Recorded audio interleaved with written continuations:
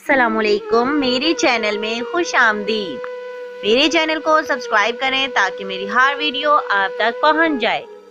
گزرے زمانے میں ایک شخص ایک گاؤں میں رہتا تھا جو خوب دل لگا کر باقاعدگی کے ساتھ پنجگانہ نماز باجماعت پڑھتا تھا۔ اس لیے لوگ اس کو محنت مزدوری کے لیے نہیں بلاتے تھے۔ شکایت یہ تھی کہ ہر گھڑی مسجد کی دوڑ لگاتا رہتا ہے۔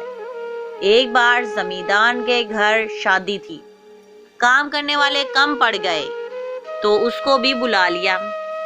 اس نے اس شرط پر آمادگی ظاہر کی کہ نماز باجماعت ہی پڑھوں گا۔ زمیندار صاحب آمادہ ہو گئے۔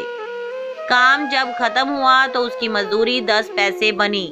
زمیندار صاحب نے اس کو چونی دی جو 16 پیسے کی ہوتی تھی۔ وہ غریب بہت خوش ہوا۔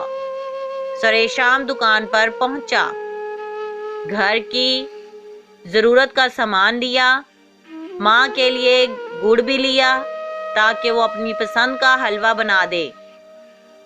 دکاندار نے کہا کہ 12 پیسے ہو گئے۔ اس غریب نے پلے سے کھول کر چونی دی۔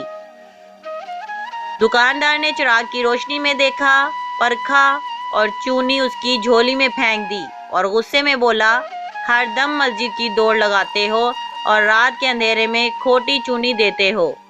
یہ سن کر وہ غش کھا کر گر پڑا۔ جس نے سنا سناٹے میں آ گیا۔ کسی نے بتا دیا کہ یہ چونی تو ابھی زمیندار صاحب کے گھر سے اس کو ملی تھی۔ ہمدردی میں لوگوں نے اس کے لیے پیسے جمع کیے۔ کچھ دیر میں اس کو ہوش آیا تو لوگوں نے کہا، بھائی اتنا صدمہ ایک چونی کا، لو ہم نے تمہارے لیے پیسے جمع کر دیے ہیں۔